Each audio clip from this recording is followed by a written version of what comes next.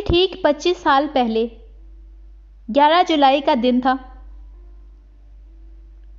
حکم ہوا کہ تمام مردوں کو ایک جگہ اکٹھا کیا جائے۔ فوجی شہر کے کونے کونے میں پھیل گئے۔ ماؤں کی گود سے دودھ پیتے بچے چھین لیے گئے۔ بسوں پر سوار شہر چھوڑ کر جانے والے مردوں اور لڑکوں کو زبردستی نیچے اتار لیا گیا۔ لاٹھی ہانکتے کھانستے بزرگوں کو بھی نہ چھوڑا گیا۔ سب کے سب مردوں کو اکٹھا کر کے شہر سے باہر ایک میدان کی جانب ہانکا جانے لگا۔ ہزاروں کی تعداد میں لوگ تھے۔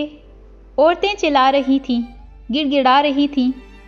ادھر اعلانات ہو رہے تھے کہ گھبرائیں نہیں، کسی کو کچھ نہیں کہا جائے گا، جو شہر سے باہر جانا چاہے گا اسے بحفاظت جانے دیا جائے گا۔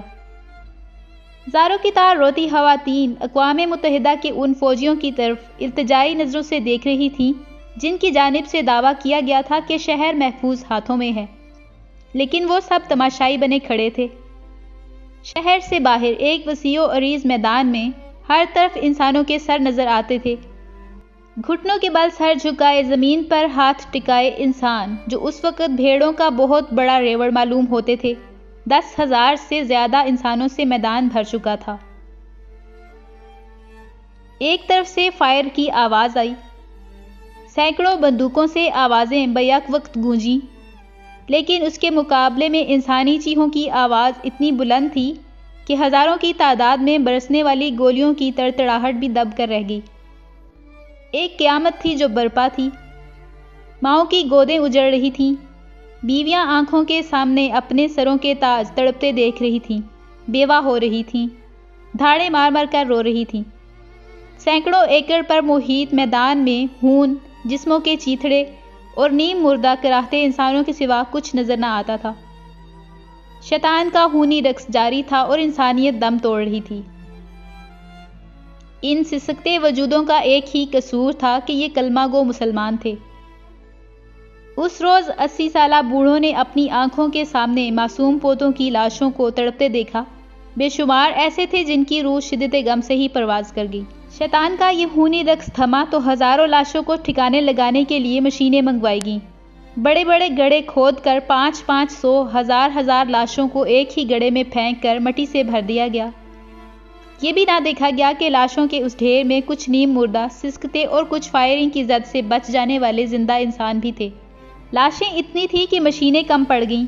بے شمار لاشوں کو یوں ہی کھلا چھوڑ دیا گیا اور پھر رخ کیا گیا غم سے نڈھال ان عورتوں کی جانب جو میدان کے چاروں طرف ایک دوسرے کے قدموں سے لپٹی رو رہی تھیں۔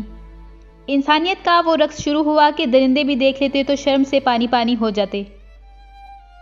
شدت غم سے بے ہوش ہو جانے والی عورتوں کو بھی نہ چھوڑا گیا۔ خون اور جنس کی بھوک مٹانے کے بعد بھی چین نہ آیا۔ اگلے کئی ہفتوں تک پورے شہر پر موت کا پہرا طاری رہا۔ ڈھونڈ ڈھونڈ کر اقوام متحدہ کے پناہ گزین کیمپوں سے بھی نکال کر ہزاروں لوگوں کو گولیوں سے بھون دیا گیا۔ صرف 2 دن میں 18,000 نہتے مسلمان زندہ وجود سے مردہ لاشیں بنا دیے گئے، لیکن اقوام متحدہ صرف 7,500 مسلمانوں کا قتل مانتی ہے۔ یہ تاریخ کی بدترین نسل کشی تھی۔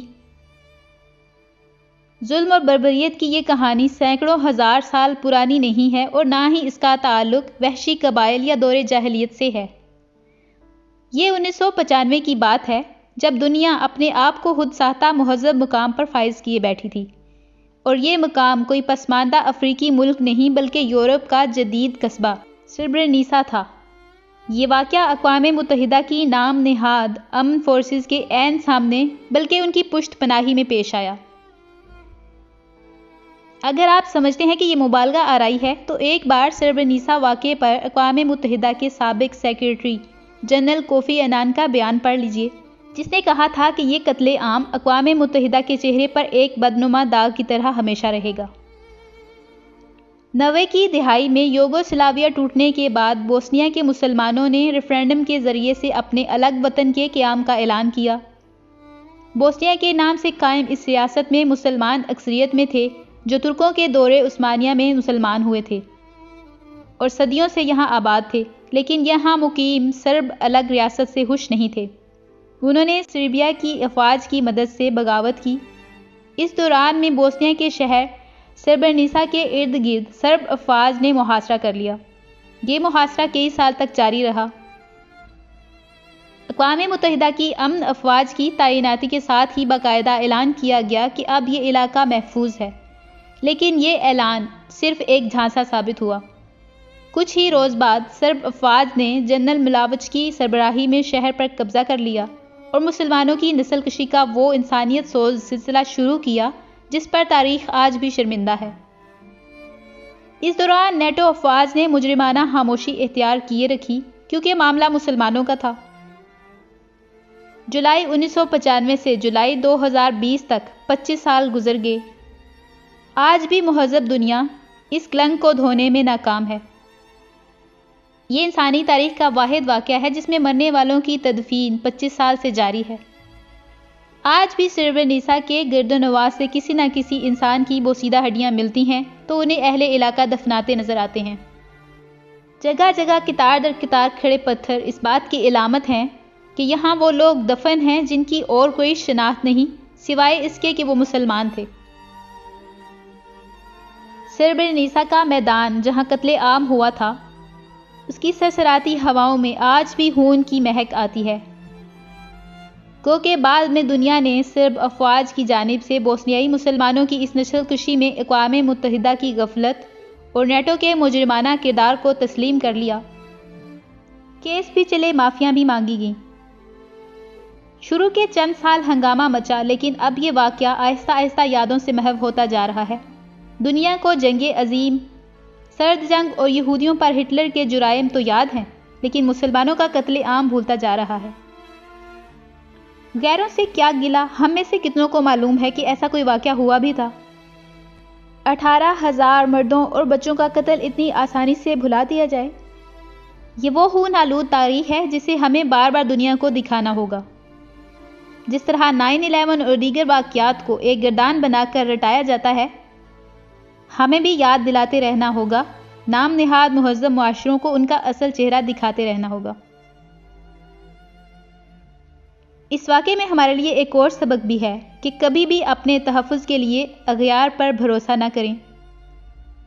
UN کے کیمپوں سے نکال کر نہتے لوگوں کو مارا گیا۔ نیٹو افواج چاہتی تو سرب جرنیلوں کو قتل عام تو کیا اپنی حدود سے بھی باہر نہ نکلنے دیتی، لیکن مسلمان ان پر بھروسہ کیے رہے۔ اپنی جنگ اپنے ہی زور بازو سے لڑی جاتی ہے۔ نیکسٹ ویڈیو تک کے لیے اللہ حافظ۔